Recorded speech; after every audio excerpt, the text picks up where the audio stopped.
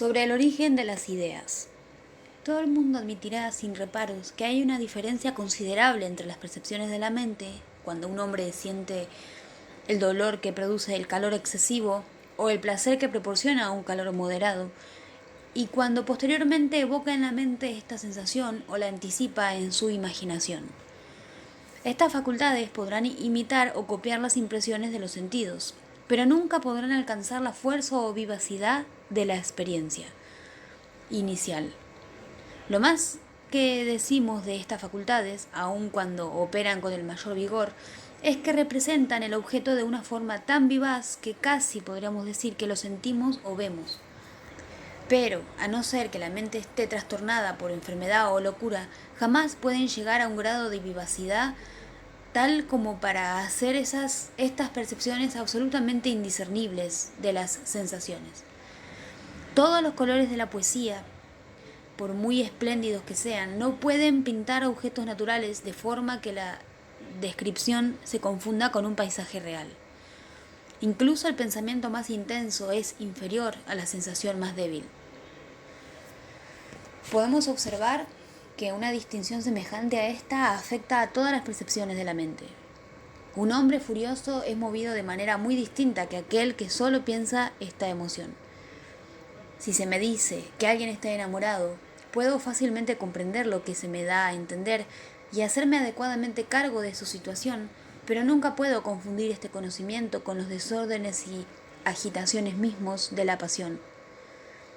Cuando reflexionamos sobre nuestros sentimientos e impresiones pasados, nuestro pensamiento es un espejo fiel y reproduce sus objetos verazmente, pero los colores que emplea son tenues y apagados en comparación con aquellos bajo los que nuestra percepción original se presentaba. No se requiere ninguna capacidad de aguda distinción ni cabeza de metafísico para distinguirlos. He aquí, pues, que podemos dividir todas las percepciones de la mente en dos clases o especies, que se distinguen por sus distintos grados de fuerza o vivacidad. Las menos fuertes e intensas comúnmente son llamados pensamientos o ideas.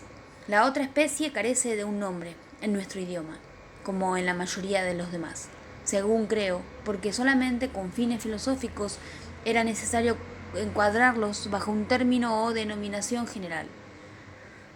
Concedámonos, pues, a nosotros mismos un poco de libertad y llamémoslas impresiones, empleando este término en una acepción un poco distinta de la usual. Con el término impresión, pues, quiero denotar nuestras percepciones más intensas, cuando oímos, vemos o sentimos o amamos o odiamos o deseamos o queremos. Y las impresiones se distinguen de las ideas, que son percepciones menos intensas de las que tenemos conciencia, cuando reflexionamos sobre las sensaciones o movimientos arriba mencionados. Nada puede parecer a primera vista más ilimitado que el pensamiento del hombre, que no solo escapa a todo poder y autoridad humanos, sino que ni siquiera está encerrado dentro de los límites de la naturaleza y de la realidad. Formar monstruos y unir formas y apariencias incongruentes no requiere de la imaginación más esfuerzo que el concebir objetos más naturales y familiares. Y mientras que el cuerpo está confinado a un planeta a lo largo del cual se arrastra con dolor y dificultad, el pensamiento en un instante puede transportarnos a las regiones más distantes del universo, o incluso más allá del universo, al caos ilimitado, donde según se cree, la naturaleza se halla en confusión total. Lo que nunca se vio o se ha oído contar puede, sin embargo, concebirse. Nada está más allá del poder del pensamiento, salvo lo que implica contradicción absoluta.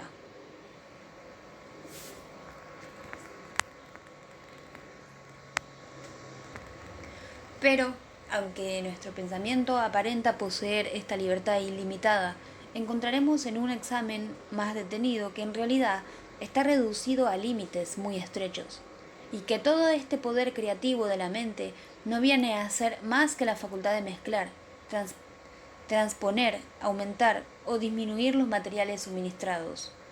por los sentidos y la experiencia. Cuando pensamos en una montaña de oro, unimos dos ideas compatibles: oro y montaña, que conocíamos previamente. Podemos representarnos un caballo virtuoso, pues de nuestra propia experiencia interna podemos concebir la virtud, y esta la podemos unir a la forma y figura de un caballo, que es un animal que nos es familiar. En resumen, todos los materiales del pensar se derivan de nuestra percepción interna o externa. La mezcla y composición de esta corresponde solo a nuestra mente y voluntad. O, para expresarme en un lenguaje filosófico, todas nuestras ideas o percepciones más endebles son copias de nuestras impresiones o percepciones más intensas. Para demostrar esto, creo que serán suficientes los dos argumentos siguientes. Primero, cuando analizamos nuestros pensamientos o ideas, por muy compuestas o sublimes que sean, encontramos siempre que se resuelven en ideas tan simples como las copiadas de un sentimiento o estado de ánimo precedente. Incluso aquellas ideas que a primera vista parecen las más alejadas de este origen, resultan, tras un estudio más detenido, derivarse de él. La idea de Dios, en tanto que significa un ser infinitamente inteligente, sabio y bueno, surge al reflexionar sobre las operaciones de nuestra propia mente y al aumentar indefinidamente aquellas cualidades de bondad y sabiduría. Podemos dar a esta investigación la extensión que queramos y seguiremos encontrando que toda idea que examinamos es copia de una impresión similar. Aquellos que quisieran afirmar que esta posición no es universalmente válida ni carente de excepción, tienen un solo y sencillo método de refutación: mostrar aquella idea que en su opinión no se deriva de esta fuente. Entonces, nos correspondería, si queremos mantener nuestra doctrina, producir la impresión o percepción vivaz que le corresponde. En segundo lugar, si se da el caso de que el hombre, a causa de algún defecto en sus órganos, no es capaz de alguna clase de sensación, encontraremos siempre que es igualmente incapaz de las ideas correspondientes. Un ciego no puede formarse idea alguna de los colores, ni un hombre sordo de los sonidos. Devuélvase a cualquiera de estos dos el sentido que le falta. Al abrir este nuevo cauce para sus sensaciones, se abre también un nuevo cauce para sus ideas, y no encuentra dificultad alguna en concebir estos objetos. El caso es el mismo cuando el objeto capaz de excitar una sensación nunca ha sido aplicado al órgano. Un negro o un lapón no tienen noción alguna del gusto del vino, y aunque hay pocos o ningún ejemplo de una deficiencia de la mente que consistiera en que una persona nunca ha sentido y es enteramente incapaz de un sentimiento o pasión propios de su especie, sin embargo encontramos que el mismo hecho tiene lugar en menor grado. Un hombre de conducta moderada no puede hacerse idea del deseo inveterado de venganza o de crueldad, ni puede un corazón egoísta vislumbrar las cimas de la amistad y generosidad. Es fácil aceptar que otros seres pueden poseer muchas facultades que nosotros ni siquiera concebimos, puesto que las ideas de éstas nunca se nos han presentado de la única manera en que una idea puede tener acceso a la mente, a saber, por la experiencia inmediata y la sensación. Hay, sin embargo, un fenómeno contradictorio que puede demostrar que no es totalmente imposible que las ideas surjan independientemente de sus impresiones correspondientes. Creo que se concederá sin reparos que las distintas ideas de color que penetran por los ojos o las de sonido que son transmitidas por el oído son realmente distintas entre sí, aunque al mismo tiempo sean semejantes. Si esto es verdad de los distintos colores, no puede menos de ser verdad de los distintos matices del mismo color, y entonces cada matiz produce una idea distinta, independientemente de los demás. Pues, si se negase esto, sería posible, mediante la gradación continua de matices, pasar insensiblemente de un color a otro totalmente distinto. Y si uno no acepta que algunos de los términos medios son distintos entre sí, no puede, sin caer en el absurdo, negar que los extremos son idénticos. Supongamos, por tanto, a una persona que ha disfrutado de la vida durante 30 años y se ha familiarizado con colores de todas clases, salvo con un determinado matiz del azul, que por casualidad nunca ha encontrado. Colóquense ante él todos los matices distintos de este color, excepto aquel, descendiendo gradualmente desde el más oscuro al más claro. Es evidente que percibirá un vacío donde falta el matiz en cuestión, y tendrá conciencia de una mayor distancia entre los colores contiguos en aquel lugar que en cualquier otro. Los colores contiguos en aquel lugar que en cualquier otro. Pregunto, pues, si le sería posible con su propia imaginación remediar esta deficiencia y representarse la idea de aquel matiz, aunque no le haya sido transmitido por los sentidos. Creo que hay pocos que piensen que no es capaz de ello, y esto puede servir de prueba de que las ideas simples no siempre se derivan de impresiones correspondientes, aunque este caso es tan excepcional que casi no vale la pena observarlo, y no merece que solamente por su causa alteremos nuestro principio. He aquí, pues, una proposición que no solo parece en sí misma simple e inteligible, sino que si se usase apropiadamente podría hacer igualmente inteligible cualquier disputa y desterrar toda esa jerga que durante tanto tiempo se ha apoderado de los razonamientos metafísicos y los ha desprestigiado. Todas las ideas, especialmente las abstractas, son naturalmente débiles y oscuras. La mente no tiene sino un dominio escaso sobre ellas. Tienden fácilmente a confundirse con otras ideas semejantes, y cuando hemos empleado muchas veces un término cualquiera, aunque sin darle un significado preciso, tendemos a imaginar que tiene una idea determinada anexa. En cambio, todas las impresiones, es decir, toda sensación bien externa, bien interna, es fuerte y vivaz. Los límites entre ellas se determinan con mayor precisión, y tampoco es fácil caer en error o equivocación con respecto a ellas. Por tanto, si albergamos la sospecha de que un término filosófico se emplea sin significado o idea alguna, como ocurre con demasiada frecuencia, no tenemos más que preguntarnos de qué impresión se deriva la supuesta idea. Y si es imposible asignarle una, esto serviría para confirmar nuestra sospecha. Al traer nuestras ideas a una luz tan clara, podemos esperar fundadamente alejar toda discusión que pueda surgir acerca de su naturaleza y realidad. De la asociación de ideas. Es evidente que hay un principio de conexión entre los distintos pensamientos o ideas de la mente, y que al presentarse a la memoria o a la imaginación, unos introducen a otros con un cierto grado de orden y regularidad. En nuestro pensamiento o discurso más ponderado, es fácil observar que cualquier pensamiento particular que irrumpe en la serie habitual o cadena de ideas es inmediatamente advertido y rechazado, e incluso en nuestras más locas y errantes fantasías, incluso en nuestros mismos sueños, encontraremos, si reflexionamos, que la imaginación no ha corrido totalmente a la aventura, sino que aún se mantiene una conexión entre las distintas ideas que se sucedieron. Aún si transcribiera una conversación muy libre y espontánea, se apreciaría inmediatamente algo que la conectaba en todos sus momentos. O, si esto faltara, la persona que rompió el hilo de la conversación podría, no obstante, informar que, secretamente, había tenido lugar en su mente una sucesión de pensamientos que gradualmente le habían alejado del tema de aquella.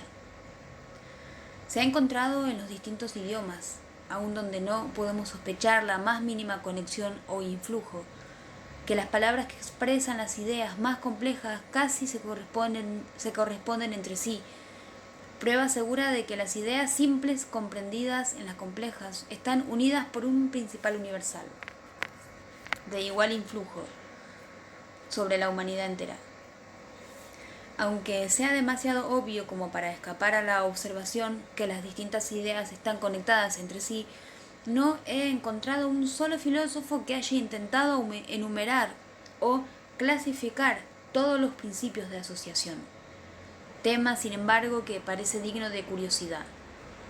Desde mi punto de vista, solo parece haber 3 principios de conexión entre ideas, a saber, semejanza, contigüidad en el tiempo o en el espacio y causa o efecto. Según creo, apenas se pondrá en duda que estos principios sirven para conectar ideas.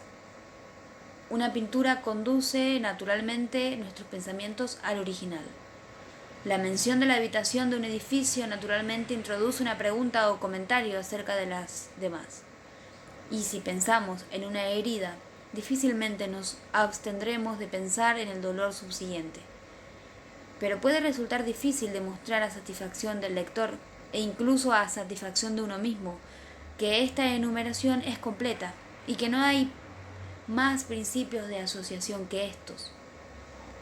Todo lo que podemos hacer en tales casos es recorrer varios ejemplos y examinar cuidadosamente el principio que une los distintos pensamientos entre sí, sin detenernos hasta que hayamos hecho el principio tan general como sea posible.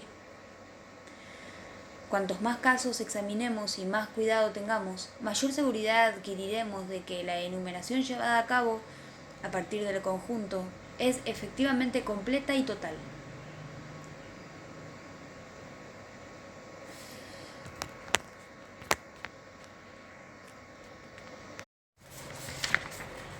Es probable que quienes negaron las ideas innatas no quisieron decir más que las ideas son copias de nuestras impresiones, aunque es necesario reconocer que los términos que emplearon no fueron escogidos con tanta precaución ni definidos con tanta precisión como para evitar todo equívoco acerca de su doctrina. ¿Qué es lo que se entiende por innato? Si lo innato ha de ser equivalente a lo natural, entonces todas las percepciones e ideas de la mente han de ser consideradas innatas o naturales, en cualquier sentido en que tomemos la palabra, por contraposición a lo infrecuente, a lo artificial o a lo milagroso. Si por innato se entiende lo simultáneo a nuestro nacimiento, la disputa parece ser frívola, pues no vale la pena preguntarse en qué momento se comienza a pensar, si antes, después o al mismo tiempo que nuestro nacimiento. Por otra parte, la palabra idea parece haber sido tomada por lo general en una acepción muy lata por Locke y otros, como si valiese para cualquiera de nuestras percepciones, sensaciones o pasiones, así como pensamientos. Ahora bien, en este sentido, quisiera saber lo que se pretende decir al afirmar que el amor propio, el resentimiento por daños o la pasión entre sexos no son innatas. Pero, admitiendo los términos impresiones e ideas en el sentido arriba explicado, y entendiendo por innato lo que es original y no copiado de una percepción precedente, entonces podemos afirmar que todas nuestras impresiones son innatas y que nuestras ideas no lo son. Para ser sincero, debo reconocer que, en mi opinión, Locke fue conducido indebidamente a tratar esta cuestión por los escolásticos, que, valiéndose de términos sin definir, alargaban sus disputas, sin alcanzar jamás la cuestión a tratar.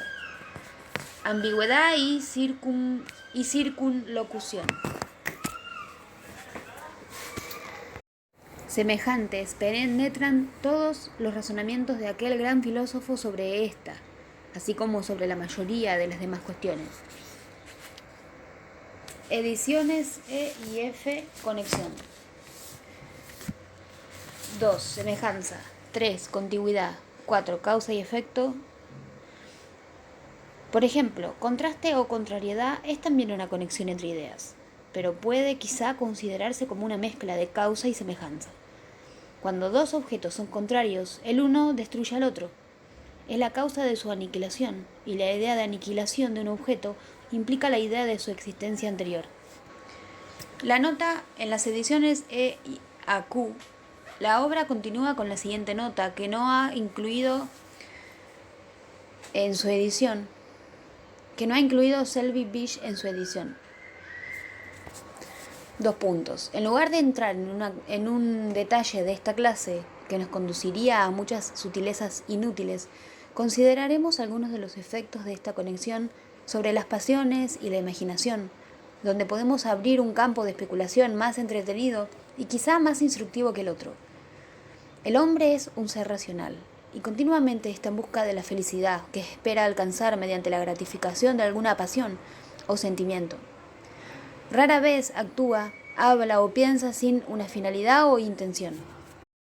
Aún entonces tiene algún objetivo, y por muy inadecuados que a veces puedan ser los medios que escoge para el logro de su fin, nunca lo pierde de vista, ni tampoco llegará a desperdiciar sus pensamientos o reflexiones, cuando no espera recoger alguna satisfacción de ellos. En toda composición genial, por tanto, es necesario que el escritor tenga algún plan u objetivo, y aunque por la intensidad de sus pensamientos se aparte de él, como ocurre con una oda, o lo abandone descuidadamente, como en una carta o ensayo, ha de aparecer algún propósito o intención en la exposición inicial, sino en la realización de la obra. Una obra sin finalidad se parecería más a los delirios de un loco que a los sobrios esfuerzos del genio o del sabio. Entonces, una obra sin finalidad se parecería más a los delirios de un loco que a los sobrios esfuerzos del genio o del sabio. Como esta regla no admite excepción, se sigue que en composiciones narrativas los acontecimientos o acciones que el escritor narra han de estar interconectados por algún lazo o vínculo, han de estar relacionados en la imaginación y formar una especie de unidad que los incluya en un mismo plan o proyecto, y que pueda ser el objetivo o la finalidad del escritor en su empeño inicial. Este principio de conexión de varios acontecimientos que compone el tema de un poema o de una narración histórica puede ser muy distinto de acuerdo con los distintos designios de un poeta o de un historiador. Ovidio formó su plan a partir de la semejanza como principio de conexión. Toda transformación fabulosa producida por el poder de los dioses, cae dentro del alcance de su obra. No hace falta más que esta sola cualidad en un suceso para incorporarlo a su plan o intención inicial. Un historiador o cronista que intentará escribir la historia de Europa durante cualquier siglo estaría influido por cualquier conexión en el espacio y el tiempo. Todos los acontecimientos que ocurran en aquella porción del espacio y en aquel periodo de tiempo están incluidos en su proyecto, aunque en otros aspectos sean distintos y estén desconectados entre sí. De todas maneras, tienen una especie de unidad en medio de toda su diversidad. Pero la clase más usual de conexión entre los distintos sucesos que forman parte de cualquier composición narrativa es la de causa y efecto.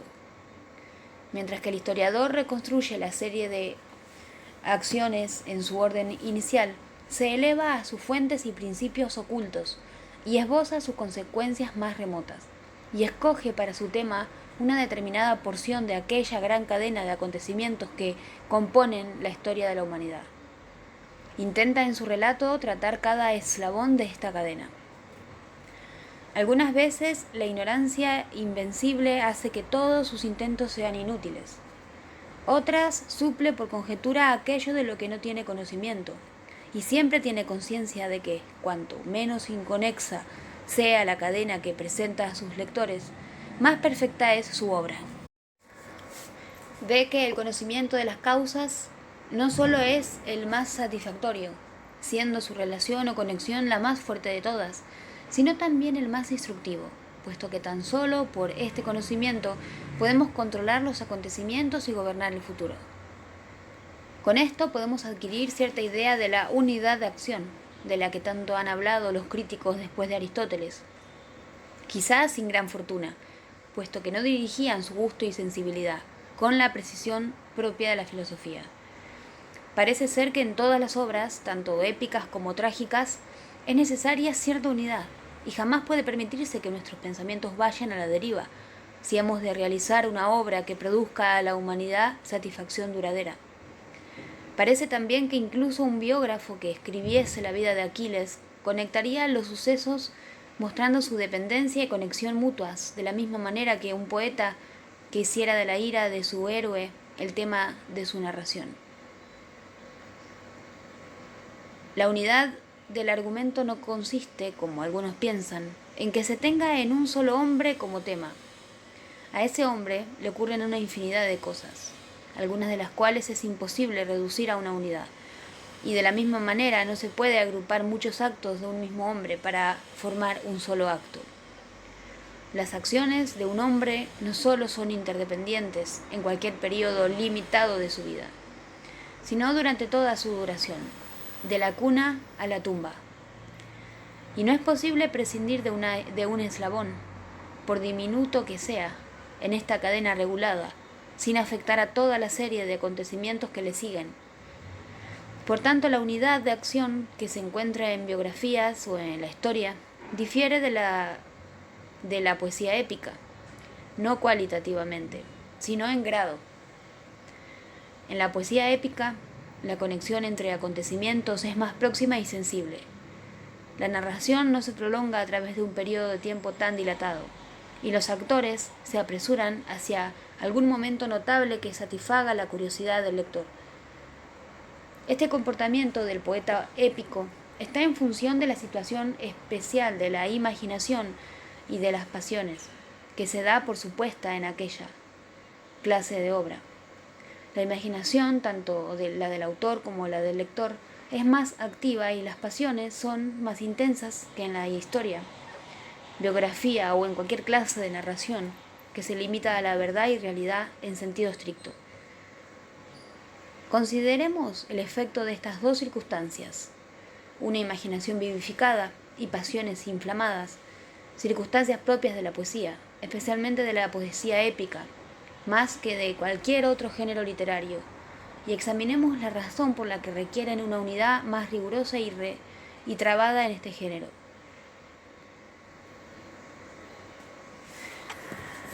En primer lugar, toda poesía, al ser una especie de pintura, nos aproxima más a los objetos que cualquier otra clase de narración. Arroja mayor luz sobre ellos y describe con mayor precisión las mínimas circunstancias que, aunque le parezcan al historiador superfluas, sirven de mucho para vivificar las imágenes y agradar a la fantasía. Aunque no sea necesario, como en la Ilíada, informarnos de cada vez que el protagonista se anuda a los zapatos y se ata a las ligas, quizá sea preciso entrar en más detalles que en la Henriade,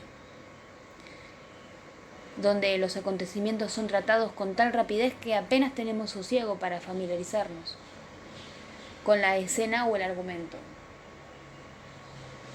Si un poeta, por tanto, incluyera en su tema un periodo de tiempo o una serie de acontecimientos prolongados y rastrease las causas remotas de la muerte de Héctor, el rapto de Helena o el juicio de París, tendrá que dar a su poema una longitud inconmensurable para llenar aquel gran lienzo con la pintura y las imágenes apropiadas. La imaginación de un lector, inflamada por una serie tal de descripciones poéticas, y sus pasiones agitadas por una continua simpatía con los actores, ha de languidecer mucho antes de que se acabe la narración y ha de sumirse en el cansancio y desagrado en virtud de la continua violencia de los mismos movimientos. En segundo lugar, resultará igualmente evidente que un poeta épico no debe rastrear las causas a través de una gran distancia si consideramos otra razón, que se deriva de una propiedad aún más notable y singular de las pasiones. Es evidente que en una obra correctamente compuesta, todos los sentimientos excitados por los distintos sucesos descritos y representados se refuerzan entre sí, mientras que todos los protagonistas están ocupados en la misma escena y cada acción está íntimamente ligada al conjunto, al conjunto. El interés se mantiene vivo ininterrumpidamente y las pasiones pasan fácilmente de un objeto a otro. La íntima conexión de sucesos, así como facilita el paso del pensamiento o de la imaginación de uno al otro, facilita también la transfusión de las pasiones y mantiene nuestros sentimientos en el mismo conducto y dirección. Nuestra simpatía e interés por Eva prepara el camino para una semejante simpatía por Adán, El sentimiento es conservado casi íntegramente en la transición, y la mente toma inmediatamente el nuevo objeto como íntimamente relacionado con el que previamente ocupaba su atención. Pero si el poeta hiciera una digresión abrupta y total de su tema e introdujera un nuevo actor en manera alguna conectado con los personajes, la imaginación, experimentando una censura en la transición, entraría fríamente en la nueva escena. Se animaría lentamente y al volver al tema principal del poema pasaría, en cierta manera, a terreno extraño. Y sería necesario que su interés fuera nuevamente excitado para simpatizar con los actores principales.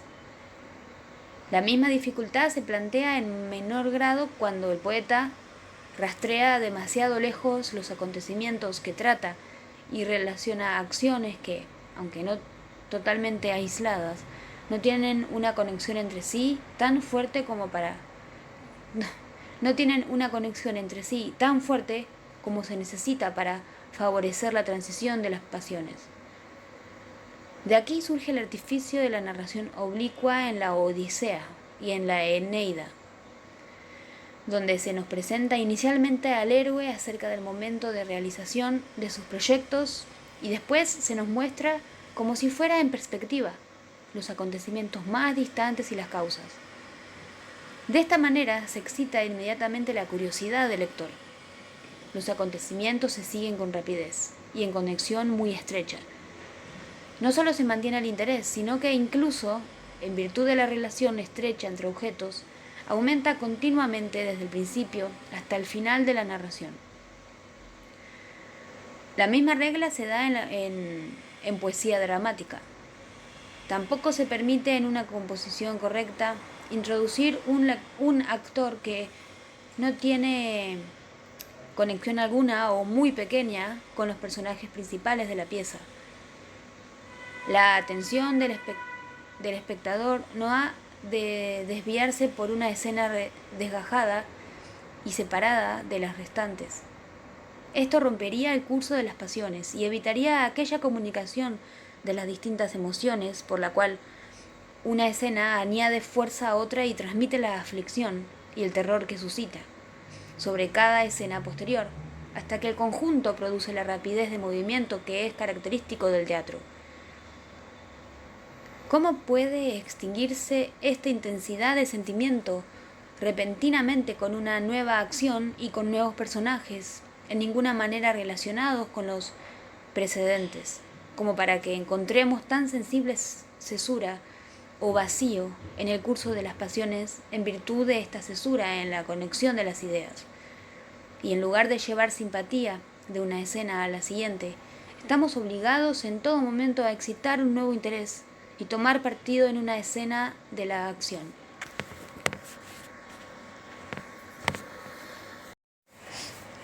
Para volver a la comparación entre historia y poesía épica, podemos concluir, a raíz de los razonamientos arriba expuestos, que con una cierta unidad es necesaria en todas las producciones. No puede faltar en la historia más que en cualquier otra, que en la historia la conexión que une distintos sucesos para formar un cuerpo es la relación de causa y efecto, la misma que tiene lugar en la poesía épica y que en esta última solo se requiere que esta conexión sea más cercana y sensible, debido a la intensa imaginación y fuertes pasiones que han de ser suscitadas por el poeta en su narración. La guerra del Peloponeso es un tema adecuado para la historia, el sitio de Atenas para una poesía épica y la muerte de Alcibíades para una tragedia. Como la diferencia, por tanto, entre historia y poesía épica consiste solo en los grados de conexión que unen los distintos sucesos que componen su tema, será difícil, si no imposible, determinar con precisión los límites que, mediante palabras, separan la una de la otra. Se trata de una cuestión de gusto más que de razón, y quizá su unidad pueda descubrirse en un tema donde, a primera vista, y considerando las cosas en abstracto, menos esperaríamos encontrarla.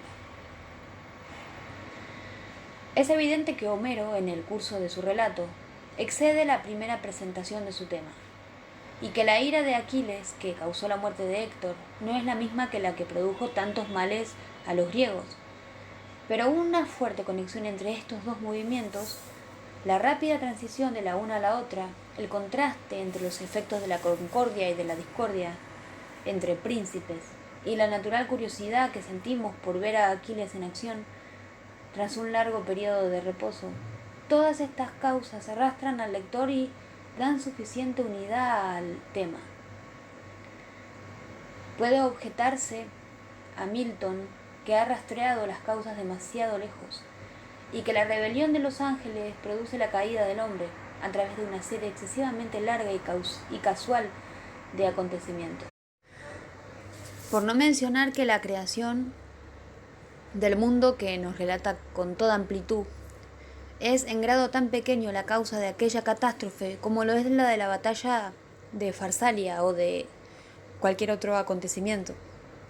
Pero si por otra parte tenemos en cuenta que todos estos acontecimientos, la rebelión de los ángeles, la creación del mundo y la caída del hombre, se asemejan por ser milagrosos y ajenos al curso normal de la naturaleza, que se supone que son contiguos temporalmente, y que estando separados de los demás acontecimientos y tratándose de los unidos hechos originales que la revelación nos descubre, se destacan inmediatamente y se atraen de un modo natural los unos a los otros, en el pensamiento o en la imaginación. Si consideramos todas estas circunstancias, encontraremos que las partes de la acción tienen suficiente unidad para ser incluidas en una sola fábula o narración.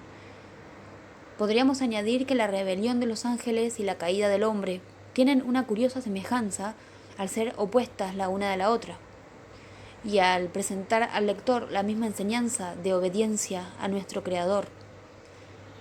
He reunido estas indicaciones inconexas para excitar la curiosidad de los filósofos y suscitar por lo menos la sospecha, sino el total convencimiento de que este tema es muy fecundo y de que muchas operaciones de la mente humana dependen de la conexión o asociación de ideas que aquí se explica.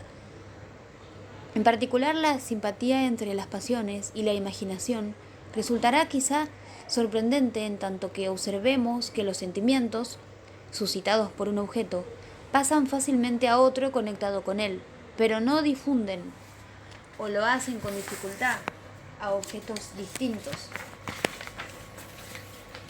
que no tienen ninguna clase de conexión entre sí.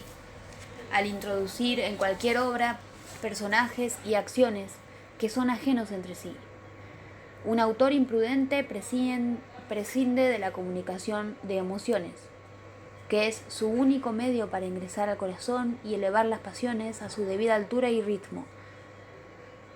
La explicación completa de este principio nos llevará a razonamientos demasiado profundos y extensos para esta investigación. Es suficiente por ahora haber establecido la siguiente conclusión: que los tres principios de conexión de ideas son las relaciones de semejanza, contigüidad y causa-efecto. Las ediciones E y EAN incluyen el siguiente párrafo. Pero aunque esta regla de acción sea común tanto a la poesía dramática como a la épica, podemos, en todas formas, observar una diferencia entre ellas, que puede quizá merecer nuestra atención. En ambas clases de composición es necesario que la acción sea una y simple para mantener concentrados el interés y la simpatía. Pero en la poesía épica o narrativa, esta regla se asienta sobre otro fundamento, a saber, la necesidad que incumbe a todo autor de hacerse un plan o proyecto antes de iniciar cualquier relato o discurso.